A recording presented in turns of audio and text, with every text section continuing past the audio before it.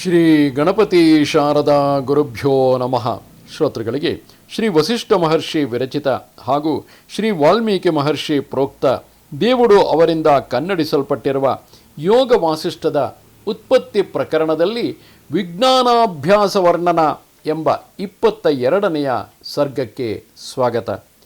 ಹಿಂದಿನ ವಿಶ್ರಾಂತ್ಯುಪದೇಶ ಸರ್ಗದಲ್ಲಿ ಸೃಷ್ಟಿಯ ಆದಿಯಲ್ಲಿ ದೇವಿಯು ಸರಸ್ವತಿ ದೇವಿಯು ಈ ಕಥಾಭಾಗವನ್ನು ಲೀಲೆಗೆ ಹೇಳುತ್ತಿರುವಳು. ಸೃಷ್ಟಿಯ ಆದಿಯಲ್ಲಿ ಬ್ರಹ್ಮಚೈತನ್ಯದಿಂದ ಪಿತಾಮಹನೆಂಬ ಚತುರ್ಮುಖನು ತಾನೇ ತಾನಾಗಿ ಹುಟ್ಟಿದನು. ಇದಕ್ಕೆ ಯಾವುದೇ ಪೂರ್ವ ಕಾರಣವಿರಲಿಲ್ಲ.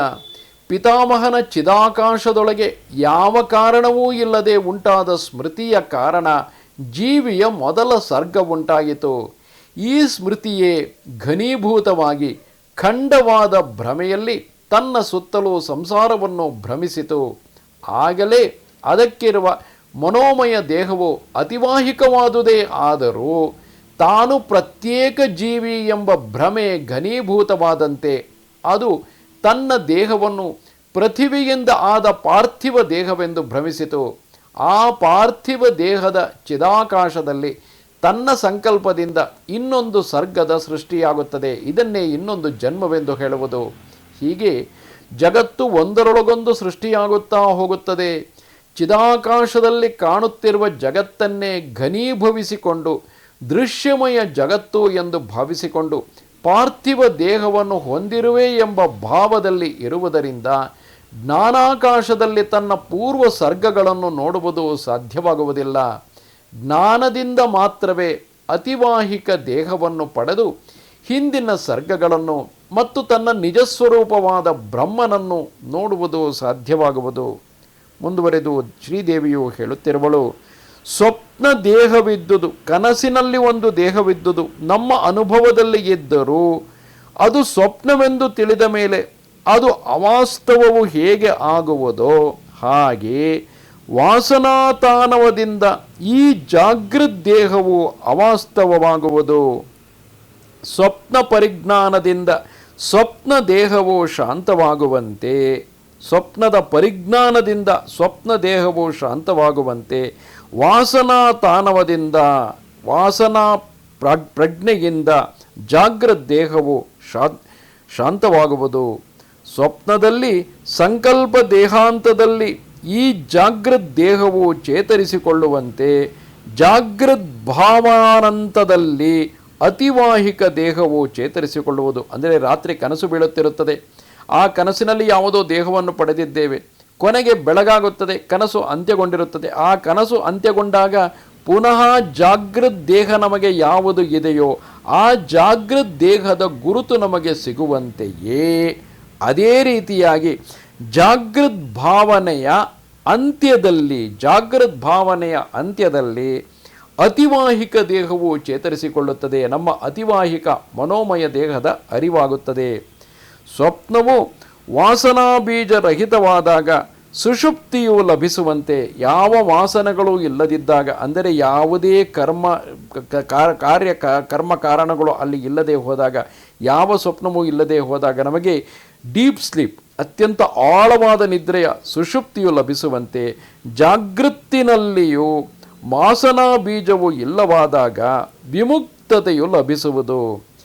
ಜೀವನ್ಮುಕ್ತರ ವಾಸನಾ ಯಾವುದುಂಟೋ ಅದು ಶುದ್ಧ ಸತ್ತ ಎಂಬ ಹೆಸರಿನಿಂದ ಸತ್ತಾ ಸಾಮಾನ್ಯವಾಗಿ ಇರುವುದರಿಂದ, ನಾಮಮಾತ್ರ ವಿಶಿಷ್ಟವಾಗಿರುವುದರಿಂದ ಅದು ವಾಸನಾ ಅಲ್ಲವೇ ಅಲ್ಲ. ನಿದ್ರೆಯು ಸುಪ್ತ ವಾಸನೆಯಾದರೆ ಸುಷುಪ್ತಿಯು ಹಾಗೆಯೇ. ಜಾಗೃತ್ತು ಸುಪ್ತ ವಾಸನಾ ಘನವಾದರೆ ಮೋಹವೆನ್ನಿಸಿಕೊಳ್ಳುವುದು. ನಿದ್ರೆಯು ಪ್ರಕ್ಷೀಣ ವಾಸನೆಯಾದರೆ ತುರಿಯ ಎನಿಸಿಕೊಳ್ಳುವುದು. ಅದು ಜಾಗೃತ್ತಿನಲ್ಲಿಯೂ ಪರಮಪದ ಜ್ಞಾನವಾದ ಮೇಲೆ ಲಭಿಸುವುದು. ಹೇಗೆ ನಿದ್ರೆಯ ಅತ್ಯಂತ ಆಳದಲ್ಲಿ ತುರಿಯ ಸ್ಥಿತಿಯನ್ನು ಕಾಣುತ್ತೇವೆಯೋ, ಸುಷುಪ್ತಿಗಿಂತ ಆಚೆಗೆ ತುರಿಯ ಸ್ಥಿತಿಯನ್ನು ಕಾಣುತ್ತೇವೆಯೋ, ಹಾಗೆ ಜಾಗೃತ್ತಿನಲ್ಲಿಯೂ ಪರಮಪದದ ಜ್ಞಾನವಾದ ಮೇಲೆ ಅದು ಲಭಿಸುವುದು. ಈ ಲೋಕದಲ್ಲಿಯೇ ಪ್ರಕ್ಷೀಣ ವಾಸನಾಮಯವಾದ ಜೀವನ ಸ್ಥಿತಿಯು ಯಾವುದುಂಟೋ, ಈ ರೀತಿ ಪ್ರಕ್ಷೀಣ ವಾಸನಾಮಯವಾದ ಯಾವ ವಾಸನೆಗಳೂ ಇಲ್ಲದಂತಹ ಅಂದರೆ ಯಾವ ಕರ್ಮ ಬಂಧನಗಳೂ ಇಲ್ಲದಂತಹ ಜೀವನ ಸ್ಥಿತಿಯು ಯಾವುದುಂಟೋ ಅದೇ ಜೀವನ್ಮುಕ್ತತೆಯು. ಅಮುಕ್ತರು ಅಂದರೆ ಯಾರು ಈ ಜೀವನ್ಮುಕ್ತ ಸ್ಥಿತಿಯನ್ನು ಹೊಂದಿಲ್ಲವೋ ಅವರು ಇದನ್ನು ಕಾಣುವುದು ಸಾಧ್ಯವಿಲ್ಲ. ಹಿಮವು ಬಿಸಿಲಿನಿಂದ ನೀರಾಗುವಂತೆ ಶುದ್ಧ ಸತ್ವದೊಡನೆ ಬೆರೆತ ಮನಸ್ಸಿನಲ್ಲಿ ವಾಸನೆಯು ಶಿಥಿಲವಾಗುವುದು. ಆಗ ಅದು ಅತಿವಾಹಿಕವಾಗುವುದು. ಅತಿವಾಹಿಕವಾದ ಮನವು ಬುದ್ಧವಾಗಿ ಸರ್ಗಾಂತರ ಜನ್ಮಾಂತರಗಳ ಸಿದ್ಧರೊಡನೆ ಮಿಲಿತವಾಗುವುದು. ಅತಿವಾಹಿಕವಲ್ಲದ ಮನವು ಹಾಗೆ ಮಿಲಿತವಾಗಲಾರದು. ಯಾವಾಗ ನಿನಗೆ ಈಗಿನ ಅಹಂಭಾವವು ಅಭ್ಯಾಸದಿಂದ, ನಾನು ಎಂಬ ಭಾವವು ಅಭ್ಯಾಸದಿಂದ ಶಾಂತವಾಗುವುದೋ ಆಗ ನಿನಗೆ ಶುದ್ಧವಾದ ದೃಶ್ಯಾಂತ ಬೋಧತೆಯು ಸ್ವಯಂ ಲಭಿಸುವುದು.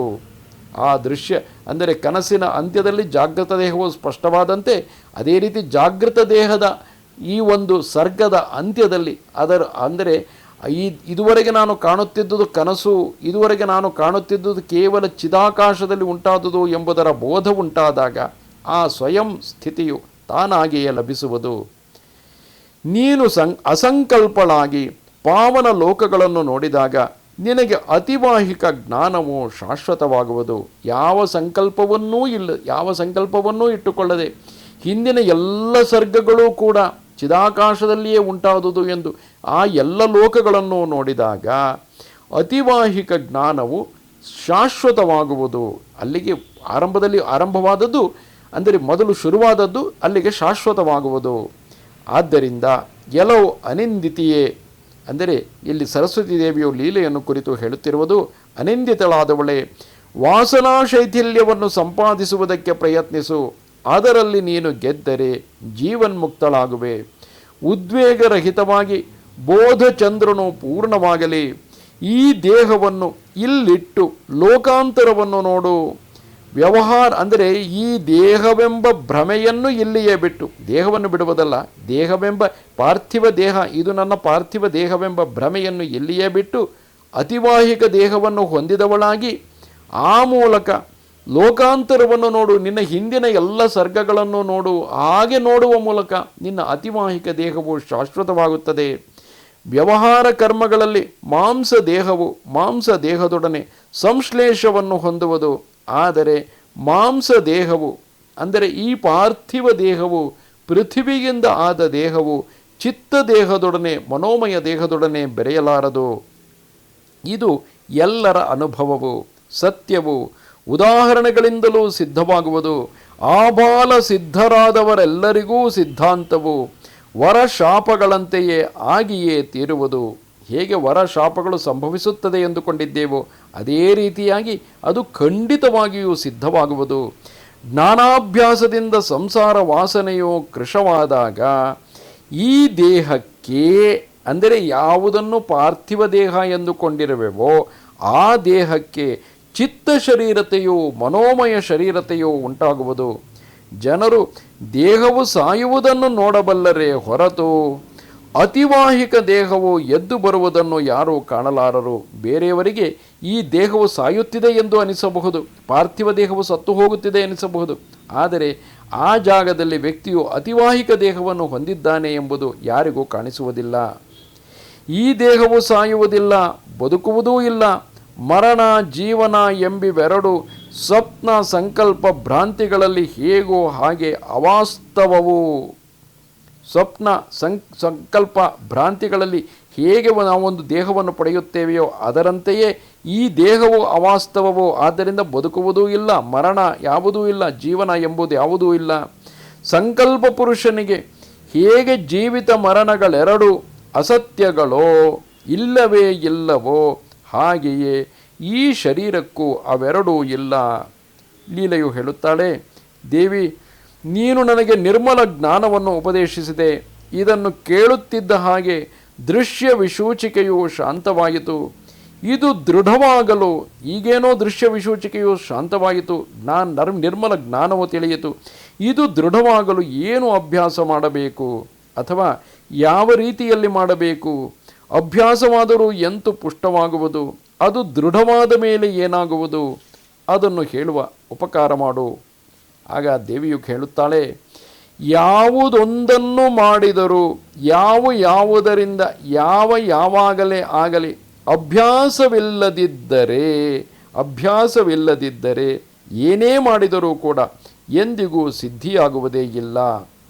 ತಚ್ಚಿಂತನ ತತ್ಕಥನ ಅನ್ಯೋನ್ಯವಾಗಿ ತತ್ಪ್ರಬೋಧನ ತದೇಕಪರತ್ವ, ಇದನ್ನೇ ವಿದ್ವಾಂಸರು ಅಭ್ಯಾಸವೆನ್ನುವರು. ಅಂದರೆ ಸದಾಕಾಲದಲ್ಲೂ ಅದನ್ನೇ, ಈ ಪ್ರಪಂಚ ಒಂದು ಭ್ರಮೆ, ನಾನು ಪಾರ್ಥಿವ ದೇಹವನ್ನು ಪಡೆದಿರುವುದು ಒಂದು ಭ್ರಮೆ, ಇದು ಕೇವಲ ಚಿದಾಕಾಶದಲ್ಲಿ ಉಂಟಾಗಿರುವಂತಹ ಜಗತ್ತು ಎಂಬುದನ್ನು ನಿರಂತರ ಚಿಂತನೆ ಮಾಡುತ್ತಿರಬೇಕು. ತತ್ಕಥನ, ಅದನ್ನೇ ಕುರಿತು ಮಾತನಾಡುತ್ತಿರಬೇಕು.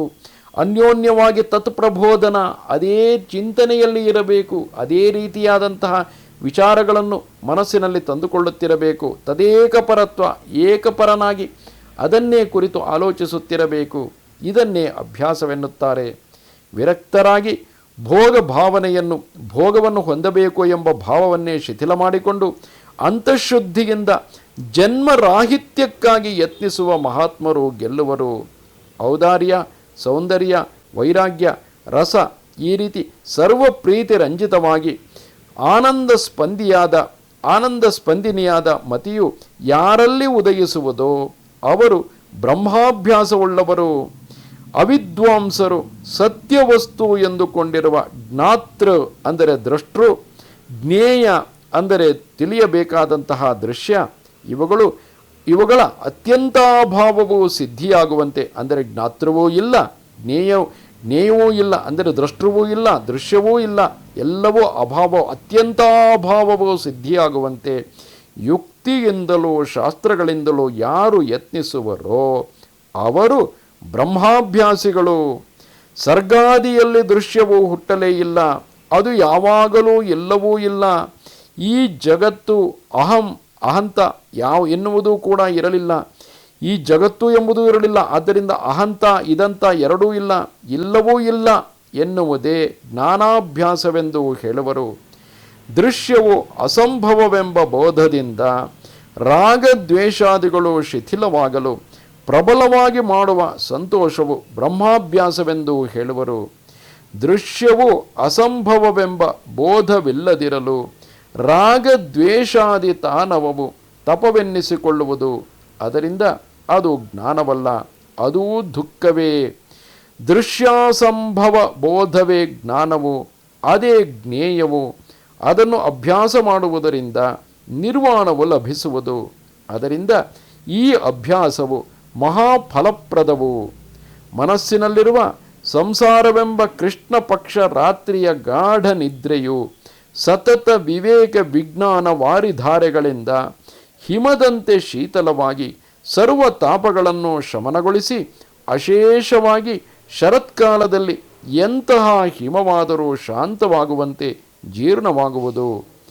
ಶ್ರೀ ವಸಿಷ್ಠ ಮುನೀಂದ್ರನು ಹೀಗೆ ಹೇಳುತ್ತಿರುವ ಹಾಗೆಯೇ ದಿವಸವು ಕಳೆಯಿತು.